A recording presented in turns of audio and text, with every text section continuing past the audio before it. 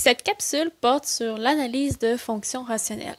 Donc, dans cette dernière capsule pour le chapitre 2, on peut voir comment faire. Donc, on va voir toutes les étapes pour tracer une fonction rationnelle. On a quand même vu certains constats, on a quand même fait certains constats dans le fond à l'étape 1. Je vous ai fait un petit résumé des résultats qu'on avait obtenus. Donc, à l'étape 1, on avait parlé de croissance-décroissance, de valeur critique, et on avait même trouvé une démarche qui s'appelait le test à dérivée première, qui nous permettait de faire un tracé rapide d'une fonction polynomiale. Donc, on va revoir ensemble. Si on parle de croissance-décroissance, le résultat, c'était que si f' était positif, la fonction monte. Donc, on peut le voir dans le dernier intervalle ici. La fonction est en train de monter. Ma tangente, j'ai fait une tangente. Ma tangente est croissante. Ça veut dire que si dans mon tableau de signes, j'ai f', dans cet intervalle-là, je vais avoir plus. Donc, la tangente va être positive. La pente de la tangente va être un nombre positif. Puis, qu'est-ce que ça voulait dire dans mon tableau de signes? Bien, on disait que la fonction est en train de monter. Donc, ça, c'est ce qu'on avait comme premier constat. Par la suite, on avait parlé des valeurs critiques. On avait dit les valeurs critiques, bien, il y en a deux types. Là, on n'avait pas regardé ensemble f' n'existait pas parce que dans le cas des polynômes, ça marchait toujours. Mais l'idée, c'était de dire à ces valeurs-là, bien, ça se peut que ça passe de croissant à décroissant. Donc, à ces valeurs-là, ça se peut qu'il y ait un max ou un min. Et je vous rappelle, je le dis quand même assez souvent, f' égale à 0, ça veut dire que c'est une tangente horizontale. Donc, cette valeur critique-là représente une droite horizontale.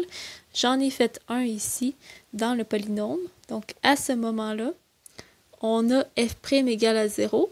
Et dans le fond, quand on fait le calcul, bien, on arriverait à un maximum. Donc, probablement que dans mon graphique, bien, j'aurais plus-moins. Dans mon tableau, j'arriverai à max. La flèche elle monte, la flèche elle descend. Donc, les valeurs critiques, f' égale 0 et f' n'existe pas, il y a une possibilité d'avoir un sommet, un max ou un min. Et là, finalement, la démarche qu'on avait vue ensemble, ça allait quand même assez bien.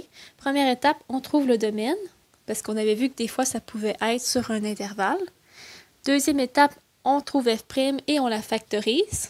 Pourquoi on fait ça? Parce qu'on veut trouver les valeurs critiques, les endroits qui risquent d'avoir des max ou des min. Et finalement, bien, on faisait le petit tableau de signes et avec ça, on était capable de tracer le graphique. Le problème maintenant, avec les fonctions rationnelles, il va falloir qu'on se rajoute, dans le fond, des éléments. Bien, le premier élément qu'on peut se rajouter, qui est assez facile, c'est les asymptotes.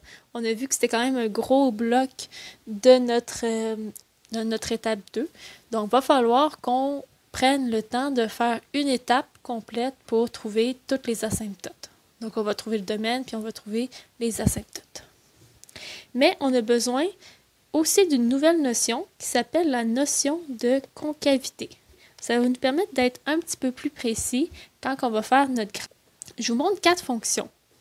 Si je faisais le tableau de signes de ces 4 fonctions-là, ce que vous trouveriez que, dans le fond, la fonction est toujours en train de monter.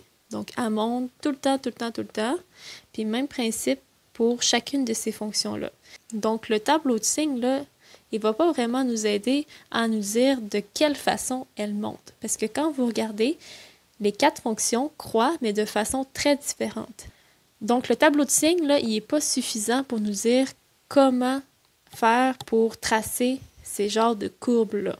Donc, dans le fond, on va s'intéresser à comment elle est incurvée, ce qui s'appelle la concavité. On a 2 possibilités pour la concavité. On a concave vers le haut et concave vers le bas. Le truc pour les différencier, c'est aussi niaiseux de dire que c'est concave vers le haut, la vie est le fun, on est content, donc c'est bonhomme sourire. Et concave vers le bas, ben, c'est triste, la vie est plate, on fait un bonhomme triste. Donc, je vous montre dans le fond le concept de la concavité. Je vous le dis tout de suite, ça se peut que je vous perde en cours de route parce que c'est quand même assez complexe. Qu'est-ce qui est important de retenir? Bien, ça va être la dernière ligne. Cette ligne-là, là, mettez-la au fluo. C'est ça qui est important de retenir de l'ensemble des notions que je vais vous expliquer. Donc, si on regarde la concavité vers le haut, et j'ai mis quelques tangentes en rouge. Donc, si on regarde les pentes de tangente, supposons que je prends la première tangente, puis que je calcule sa pente. Donc, supposons que je calcule MT. Ben, MT, ça se peut que j'arrive, c'est décroissant, c'est une droite qui est décroissante. Donc, la pente de la tangente devrait être négative. Supposons que je donne -2. Pour celle du milieu, ben, c'est une tangente qui est horizontale. Donc, normalement, MT, la pente devrait être nulle, vu que c'est une droite horizontale. Et finalement, la dernière pente, vu qu'elle est positive, ben, ça devrait être, par exemple, 2. Donc, une droite qui monte, sa pente est positive. Donc, premier constat qu'on fait, c'est que la valeur MT, on passe de -2, 0, 2. Donc, le MT augmente tranquillement. Les valeurs -2, 0, 2, les valeurs des pentes augmentent. Puis là, ben, si les valeurs des pentes augmentent, bien, on a vu ensemble que MT et F', c'était des synonymes. Donc, j'ai juste changé MT par F'. Donc, la dérivée augmente. Puis, on a vu ensemble que, ben, augmenter, quand on a une fonction qui augmente, ben, ça veut dire qu'elle croît. Donc, tout simplement, F' est en train de croître. Et on a vu ensemble que quand on a une fonction qui croît, ben, sa dérivée est positive. Donc, la dérivée de F' va être positive, va être un signe positif. Donc, la dérivée de la fonction F', va être positive. Et là, ben, on a déjà vu ensemble dans une capsule antérieure que la dérivée de la dérivée, ben, dans le fond, c'est juste F''. Donc, le constat final, c'est que F'' doit être positif. Donc, quand F'' est positif, la fonction est concave vers le haut. Donc, concave vers le bas, le principe est le même. Donc, je suis consciente que ce n'est pas facile de comprendre cette partie-là. C'est pour ça que je vous ai dit dès le départ que c'est la dernière ligne qui va être vraiment importante. Je suis vraiment consciente que ce principe est vraiment pas facile. C'est pour ça que je vous ai dit c'est la dernière ligne qui est importante et je vous l'ai mis dans le fond dans un encadré pour que vous puissiez le mettre en fluo. Donc, dans le fond, ce que ça veut dire, c'est que si j'ai ma ligne dans un tableau de signes, si je mets la ligne F'', que dans l'intervalle, je trouve que ça donne un chiffre positif, on est dans ce cas-ci, ben, ma fonction est en train d'être concave vers le haut. Petite erreur ici, là, j'ai fait un copier-coller. Donc, ma fonction est concave vers le haut. Si j'arrive dans mon tableau de signes et que F'' est négative, ben, c'est le contraire, c'est que ma fonction veut dire qu'elle est concave vers le bas. Donc, par la suite, ce qui va être intéressant, c'est de remarquer qu'à certains endroits dans la fonction, ben, la fonction va changer sa forme de courbe. Donc, si on prend par exemple la première fonction, on remarque qu'à un certain endroit, on dirait que c'est ici, ben, la fonction, juste avant, elle était concave vers le bas. Et à partir de ce point-là, elle change de concavité, elle devient concave vers le haut. Donc ici, ça va être un point important. Parce que ça va être un point où est-ce que la concavité change. Donc, on va l'appeler une valeur critique. Ça ne sera pas la même valeur critique que d'habitude. Ça va être une valeur critique qui va être en lien avec la concavité. Donc, ces endroits-là, particulièrement, bon, dans le fond, le premier, on appelle ça un point d'inflexion. Donc, le point que j'avais mis ici, c'est un PI, un point d'inflexion, parce que, dans le fond, la concavité change de sens. On passe de bonhomme content à bonhomme triste ou, le contraire, triste à content. Attention, ce point doit faire partie du domaine. Une asymptote verticale n'est pas par définition un point d'inflexion. C'est comme ici, c'est une valeur critique parce qu'on change de concavité, mais dans le fond, ce n'est pas un point d'inflexion parce que c'est une asymptote verticale. Il n'y a pas de point associé ici.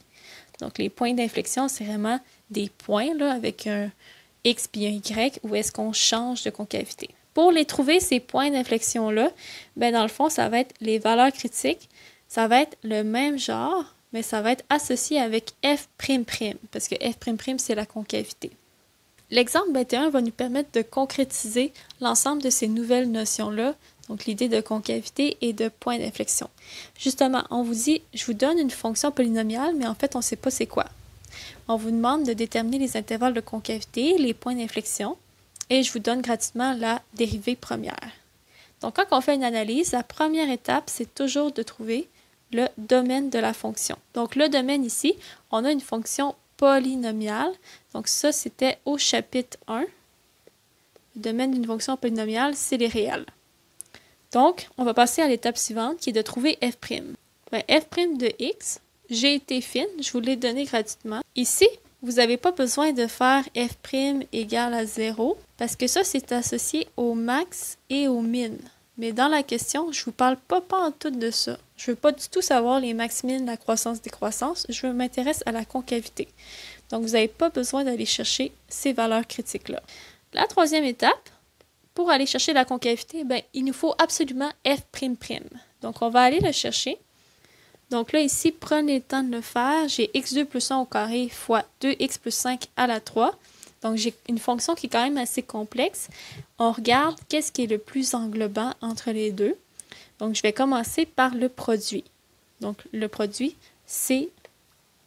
Donc, je vais avoir x2 plus 1 au carré prime fois v qui est 2x plus 5 à la 3 plus, u qui est x2 plus 1 à la 2 fois v', donc 2x plus 5 à la 3, je mets un petit prime. Donc, un coup que j'ai utilisé ma formule de dérivation, on regarde où ce qui me reste des dérivés.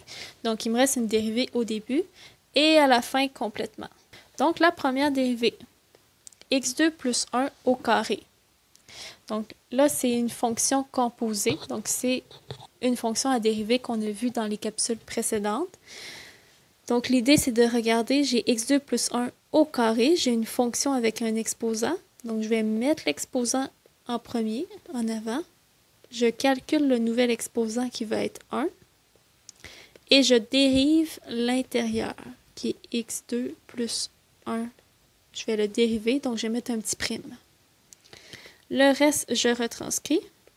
Et finalement, j'arrive à la fin avec 2x plus 5 à la 3 que je dois dériver. Encore une fois, j'ai une fonction avec un exposant. Donc, je vais commencer par m'occuper de l'exposant. Je le mets en avant. Je calcule le nouvel exposant associé à la fonction. Et je dérive la petite fonction. Parce que je ne l'ai pas encore dérivée, elle. Donc, x2 plus 1 prime, ça va donner 2x. Le reste, c'est pareil. Et la dernière dérivée, 2x plus 5, la dérivée de 2x plus 5, c'est 2. Rendu à cette ligne, on a terminé de dériver. Donc, il nous reste à simplifier. Donc, simplifier, on va commencer par regarder qu'est-ce qu'on a. Le deuxième terme, même chose, je vais combiner les constantes ensemble. 2 fois 3, ça fait 6. De mes deux gros termes, on va essayer de faire une mise en évidence simple. Donc, on regarde qu'est-ce qui est en commun et qu'est-ce qui pourrait être sorti en avant.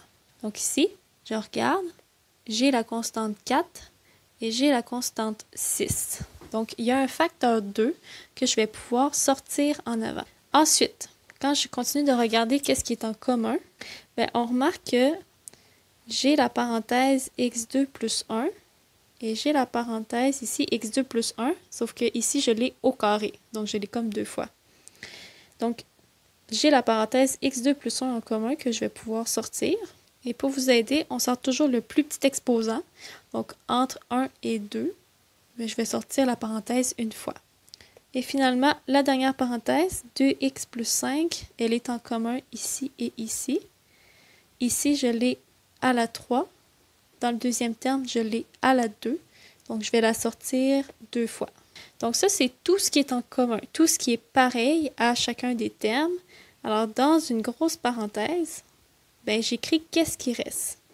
Donc, pour le premier terme, il me manque un facteur 2 pour faire 2 fois 2, 4. Il me manque aussi un x, parce que j'avais un x que je n'ai pas touché.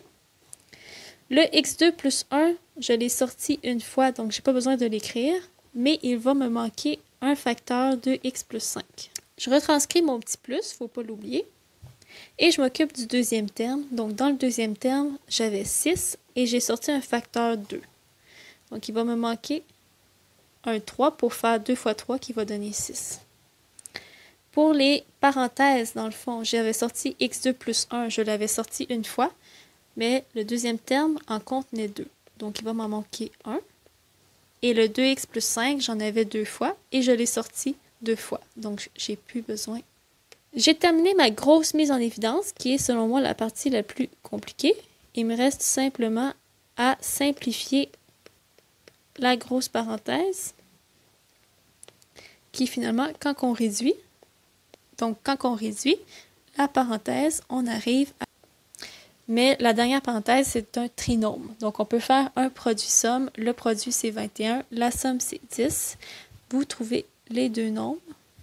Donc, si on fait notre factorisation, on va arriver à x plus 1 et 7x plus 3. Ouf! Alors, là, on ne peut pas plus simplifier. L'ensemble de ma dérivée est factorisé. Donc, un coup que j'ai ma dérivée deuxième, on est capable d'aller chercher les valeurs critiques associées. Donc, la quatrième étape, on va trouver f' égale à 0. Donc, les valeurs critiques. Et f' n'existe pas. F' égale à 0, finalement, on prend notre dérivée seconde, on l'égale à 0. Et dans le fond, on regarde chaque possibilité. Donc, c'est sûr que le 2, on peut venir l'envoyer de l'autre côté. Ça va faire 0 divisé par 2, 0. On a les 4 parenthèses à s'occuper. Donc, on a le cas x2 plus 1 égale à 0. On a le cas 2x plus 5 à la 2 égale à 0. On a le cas x plus 1 égale à 0. Et on a le cas 7x plus 3 égale à 0. On isole dans chacune des situations. Donc ici, x2 plus 1, ça va donner x2 est égal à moins 1. C'est impossible. Donc ça, on l'a déjà rencontré. Un terme au carré ne peut pas donner un négatif. Donc ici, on n'a rien. Donc aucune valeur ici. Pour le deuxième, ben dans le fond, pour enlever le carré, vous allez faire racine carré. Donc racine de 0, ça donne 0. Et finalement, en isolant, vous allez arriver à moins 5 demi. Ensuite, ici, c'est plus facile, on va arriver à moins 1. Et ici, en isolant, vous allez arriver à moins 3 sur 7. Donc, finalement, on a 3 valeurs à considérer. À ces 3 valeurs de x-là, il risque d'avoir un PI, donc un point d'inflexion. Peut-être, il va falloir vérifier. Pour l'autre situation, f' n'existe pas, mais ma dérivée seconde, il n'y a pas de dénominateur, donc elle va exister ici en toute valeur de x. Donc, il n'y aura pas de problème avec ma dérivée seconde. Aucune valeur. Ou est-ce qu'elle est non définie? Donc, avec ça, j'ai ce qu'il faut pour faire mon tableau. Donc, je mets en premier les valeurs de x. Ici, je n'ai pas besoin de f' parce qu'on ne s'intéresse pas à la croissance-décroissance. On s'intéresse uniquement à la concavité. Donc, je vais mettre juste f''. Et ma dernière ligne, ça va être f de x. Donc, on va mettre nos valeurs critiques associées au point d'inflexion. Moins 5 demi, c'est moins 2,5. Ensuite, moins 1, moins 3 sur 7. Évidemment, on les met en ordre croissant. À ces valeurs-là, f' vaut 0, comme ça. Et par la suite, on fait comme d'habitude. Donc, on prend une valeur de x dans l'intervalle, on l'essaie et on regarde si le nombre est positif ou négatif. Donc, en dessous de moins 2,5, je pourrais prendre, par exemple, moins 10. Et là, je le teste, mais dans le f'', donc dans la dérivée seconde. Donc là, si vous l'essayez, vous allez arriver à un chiffre positif. Et là, vous faites ça pour chacun. Donc, pour le deuxième intervalle, je pourrais prendre moins 1,5. Je vais le tester, moins 1,5, je vais le tester dans la dérivée seconde. Donc, vous remplacez moins 1,5 dans la dérivée seconde et vous arrivez à un nombre ici qui va être positif. Finalement, pour les deux dernières parties, on va arriver à négatif et positif. Ce qui va faire en sorte que ma fonction est concave vers le haut, concave vers le haut, concave vers le bas et concave vers le haut. Parce que c'est la définition. Donc, quand c'est positif, on est de bonne humeur. Quand c'est négatif, on est triste. Donc ici, ça ne change pas de concavité. Donc, ça ne sera pas un point d'inflexion. Par contre, ici, ma concavité change. Donc, ici, je vais avoir un PI. Même principe, on passe de triste à content. Donc, je vais avoir un PI également pour cette partie-là. Ça fait le tour pour l'exemple en lien avec la concavité.